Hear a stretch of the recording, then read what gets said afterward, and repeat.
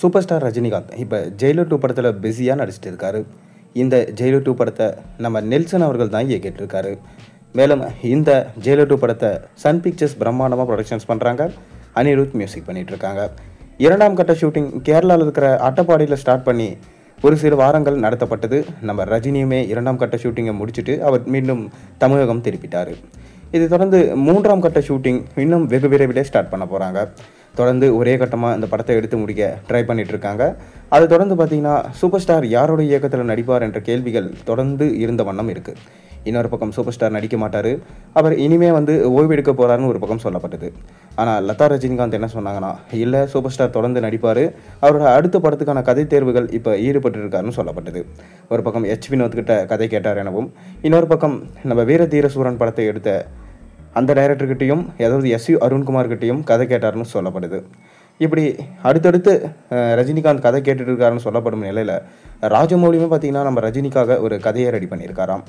இது சரித்திர பின்னணியில் எடுக்க போகிற படம் என்று சொல்லப்படுது. ஆனால் ராஜமௌலி இப்போ அந்த கதையை எடுக்கிறதுக்கான வாய்ப்பு இருக்கான்னு கேட்டால் கம்மி தான் சொல்லணும். ஏன்னா மகேஷ் பாபு வச்சு அவர் எடுத்துகிட்டு இருக்க படம் 2 பாகங்களாக உருவாகுது. இதில் முதல் பாகத்தை இப்போ எடுத்துகிட்டு இருக்காரு. இந்த முதல் பாகம் படமே பார்த்திங்கன்னா கிட்டத்தட்ட முடிக்கிறதுக்கு 2 வருஷங்கள் ஆகும். அதனால் 2 வருஷமாச்சு தேவைப்பட்டால் தான் அது கழிச்சு தான் பார்த்திங்கன்னா நம்ம ரஜினியை வச்சு படமே எடுக்க முடியும்.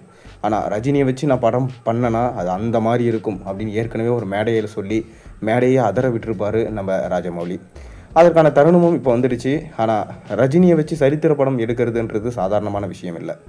ஏற்கனவே கோச்சடையான் அப்படின்ற படத்தை எடுத்திருந்தாங்க. அதுவுமே பார்த்திங்கன்னா சரித்திர பின்னணியில் எடுக்கப்பட்ட படம். ஆனால் அந்த படத்தில் ரஜினி நடிக்கவே இல்லை.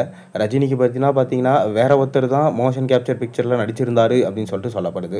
இதனால் ரஜினி மீது நிறைய விமர்சனங்கள் இருக்குது. அவரோட வயசையுமே காரணம் வச்சு இந்த படத்தை எடுக்கிறது கஷ்டம் தான் சொல்லிட்டு ஒரு சில ஜென்ரல் ஆடியன்ஸ் சொல்லிட்டு தான் வராங்க.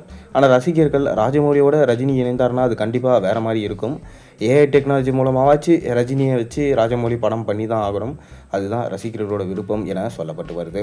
ஆனால் ராஜமௌலிக்கு தெரியும் எப்படி ரஜினியை யூஸ் பண்ணி படத்தை பண்ணால் கண்டிப்பாக அந்த தமிழ் சினிமா மட்டும் இல்லாமல் வேர்ல்டு வைடு சினிமாவுக்குமே ரீச் இருக்கும்ன்று அவருக்கு தெரியும். அதனால் கண்டிப்பாக கூடிய விரைவிலே நம்ம ராஜமௌலி மற்றும் ரஜினி இணைய போகிற படத்துக்கான அனௌன்ஸ்மெண்ட்டை எதிர்பார்க்கலாம்.